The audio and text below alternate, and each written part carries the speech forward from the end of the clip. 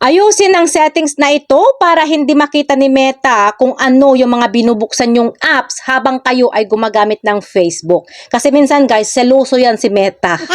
Ako pa naman, ang hilig-hilig ko magbukas ng mga Shopee, ng mga Lazada, kung ano-ano pa. So kung paano gawin guys, sundan nyo lang ang video na ito. So dito guys sa ating Facebook account, pindutin lang natin itong tatlong line.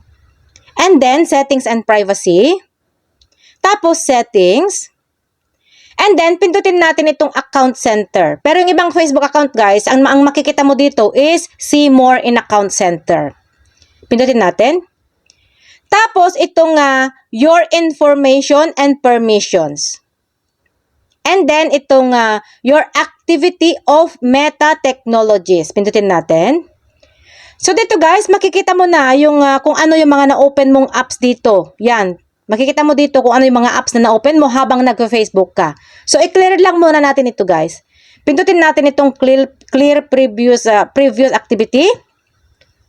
Tapos, pindutin natin itong clear. And then, clear previous activity. Yan, na-clear na siya, guys. So, mag-back lang tayo dito. Mag-back lang tayo dito ng isang beses. So, dito, guys, nawala na siya. Diba? Kanina meron yan, may Shopee, may kung ano-ano dyan. Ngayon, wala na. Ngayon, pindutin na natin itong Manage Future Activity. And then, pindutin lang natin itong Disconnect Future Activity. Tapos, Continue. And then, Disconnect Future Activity. Ayan, na-disconnect na siya.